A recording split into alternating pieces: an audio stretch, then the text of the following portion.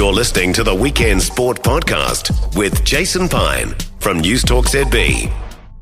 World Rugby is taking legal action over the online abuse of players and match officials at last year's Rugby World Cup. During the tournament, more than 900 social media accounts, including those belonging to all match officials, were monitored by digital experts Signify Group. They flagged more than 1,600 abusive accounts, resulting in 90% of the most serious content being removed from online. Signify Group also passed more than 200 alleged incidents across 7 countries to law enforcement and government agencies for their investigation. And those investigations have progressed to the prosecution of one person in Australia who will appear in court this week to face a charge of online abuse. There are also multiple pending prosecutions here in New Zealand, Australia, South Africa, France and the UK. And this comes as World Rugby released the groundbreaking film Whistleblowers, which you can watch on Rugby Pass TV. Stream it live. It's an Access All Areas documentary following the match officials' journey to and through the Rugby World Cup, which also highlights the scale of online abuse that they faced. World Rugby Chief Executive is Alan Gilpin, who joins us now on Weekend Sport. Alan, thanks for the time you've taken to join us. Can you please outline first of all for us what Signify Group were engaged to do for World Rugby during the Rugby World Cup? Yeah, absolutely, and pleasure to be speaking, Jason. We contracted Signify. We obviously coming into the tournament knew that there'd be a number of online episodes and issues that we'd need to address. And particularly that is obviously addressing online abuse towards our match officials, particularly the referees. We've all seen that online trolling in sport is sadly a reflection of a much deeper societal trend. We needed to make sure that we were doing all we could to protect those match officials, in the most high profile event in rugby. Signify are important to us because they actually go beyond modifying content, which a number of other partners in that space do, where they might just have content removed. They go deeper than that. They're very action oriented, and what they've allowed us or enabled us to do is get content removed so that content's taken down from the platforms fully. And in some cases where that content ends up ultimately being crossing the line into criminal activity, then prosecutions, potentially follow, and there's some ongoing activity in that regard. Just on that then, Alan, is the strength of the action you're taking here, referring the worst stuff to law enforcement authorities, is that aimed more at being a deterrent to online abusers, or is it to provide reassurance for your own match officials? Yeah, look, I think it's both, Jason, to be honest. I mean, it's obviously really important that we make these match officials feel and believe, and it is the case that we are protecting them. So that reassurance piece is really important. If we're going to keep attracting brilliant match officials to the sport, and we need brilliant match officials for a growing sport, then we need to be reassuring them that sport's taking their own protection seriously. So that's absolutely important. But as you say, there's a deterrent part of this. We've got to really make people understand that hiding behind an anonymous handle on a social media platform, being some kind of keyboard warrior in the heat of the moment is not acceptable. And the abuse that's being kind of proliferated is not acceptable. So if we can get obviously some prosecutions behind this, I think that sends an incredibly strong message to people that we will, we'll take this seriously, and we will continue to push forward on that. And, as we sit here now, there are kind of 4 active investigations in this space across Australia, New Zealand, France, South Africa. And there are 30 plus, further investigations being pursued. So, we want to take it seriously. We want to create that deterrent and make people understand that the worst types of behaviour have no place in our game. How bad has the online hate directed at match officials become? Well, look, and we've seen it, and we've released, as you know, this film Whistleblowers in the last week, which is a brilliant, documentary film that follows a group of match officials through the pinnacle of their careers. Because the Rugby World Cup's not just a pinnacle for a coach or a player; it's a pinnacle for a match official. Many of whom have been match officials from a very young age and come right through the community game. So, they're in their pinnacle moment. We've had this, say, brilliant documentary film following them, and one theme of that film is the abuse that match officials are receiving as part of what they do. And, in that film, it confirms that match officials are receiving death threats to their families, abuse towards their their children. So, it's really, really bad in some cases. And again, that's a reflection of a deeper societal issue. We know that, but we want to make sure that we are deterring that activity in rugby for sure. Something else that came out of your report and your findings was evidence of a clear correlation between comments from players and coaches after a game triggering abuse of those match officials from the wider section of the rugby community. We had the case of Antoine Dupont, for example, making comments about New Zealand referee Ben O'Keefe after their quarter-final loss at the Rugby World Cup last year. Are there conversations that need to be had with players and coaches as well to ensure that they're not fanning the flames of this? Absolutely. I think there's a again, we've highlighted the severity of the issues that are occurring. And I think now there's a really important ongoing education piece with coaches and players to have them, exactly as you suggest, understand that when they comment on referee performance, that gives permission to this type of abuse. And therefore, we want to make sure that those coaches and players understand that that's not appropriate and that the implications of those actions. So absolutely, there's a piece of work to do there. On the flip side of that, though, Alan, there is a perception, I guess, that any comments about match officials made by players and coaches afterwards is a bad thing. But do you encourage and welcome constructive critiquing of your match officials by players and coaches? Look, absolutely. And in no way is any of this work about suppression of, appropriate dialogue between coaches, players, match officials, and all of those discussions within our sport. And we have some protocols around how coaches in particular can get feedback from match officials on why certain decisions were made. And that allows obviously coaches to understand and coach accordingly. So, it's not about trying to suppress those conversations. It's about trying to make sure those conversations happen in an appropriate way.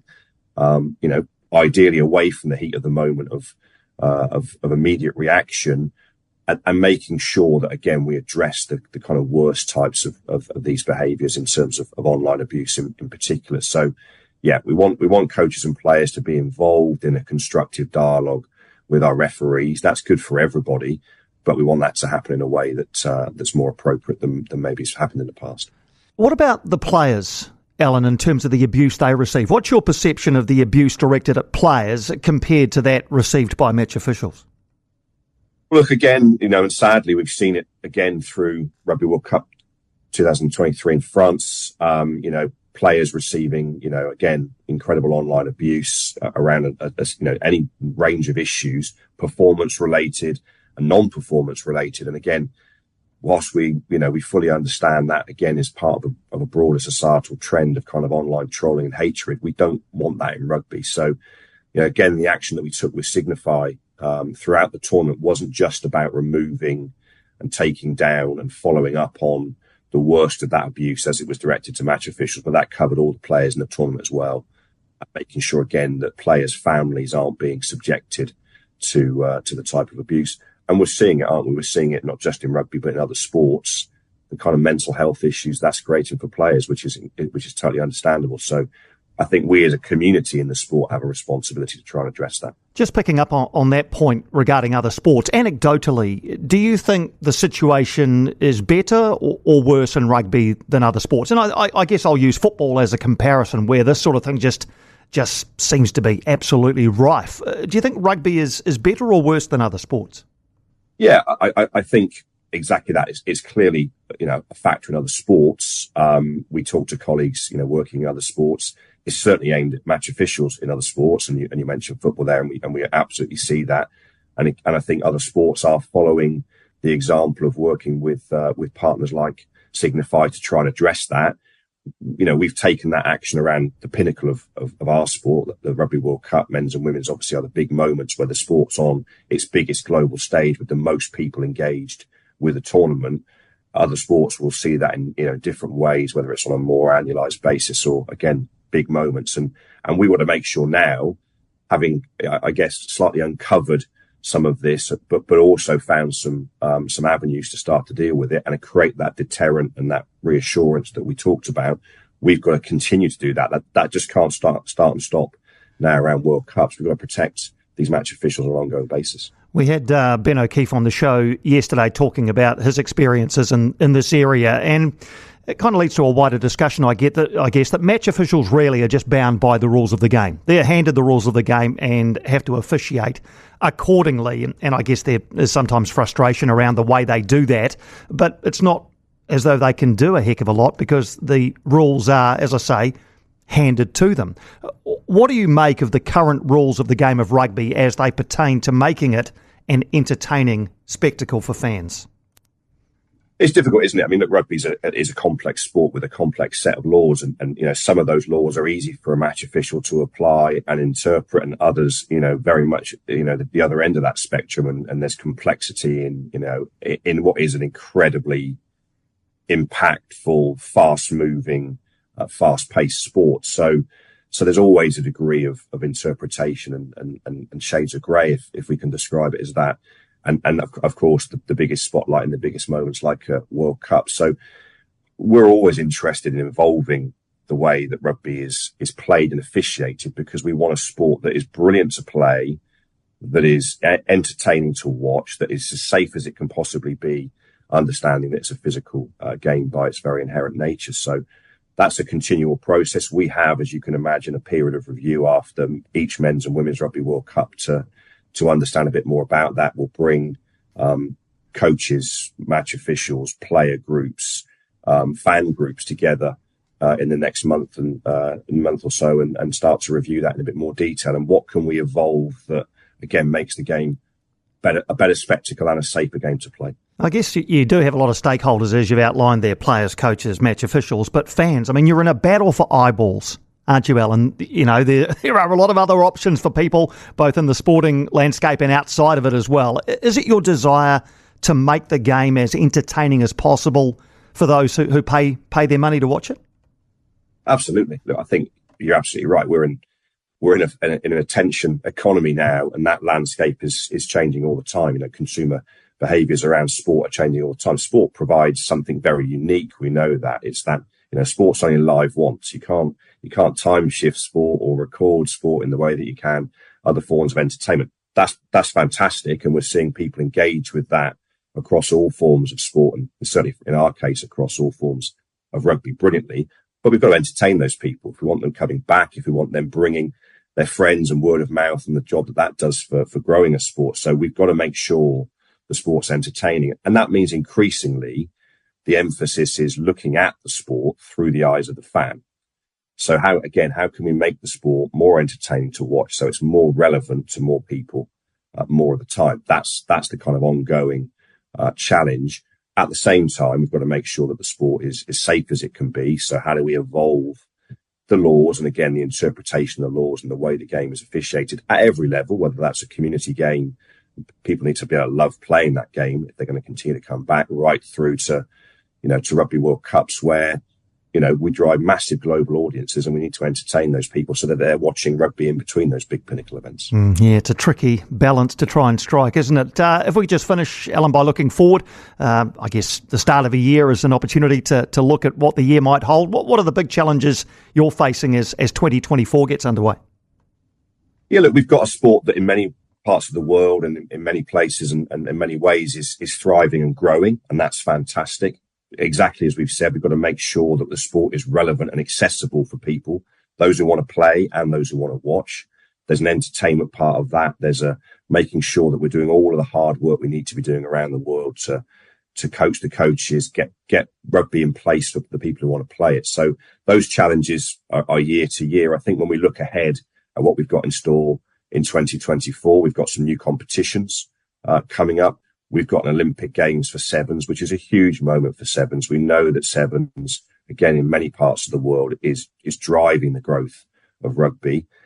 Sevens on the Olympic stage will be, a huge opportunity, as it always is for the sport. A brilliant Olympics in Paris. We obviously know that venue quite well from the event we had there last year. So, we're really looking forward to that. We're looking forward to the continuation of WXV, the women's competition that we started last year that's really building women's 15s. We're looking forward to introducing later this year a revamped Pacific Nations Cup that's giving a real opportunity to a number of nations. So yeah, as always, a lot going on, but some really exciting times for the sport. And rugby is a growing sport, and we want to make sure it continues to thrive.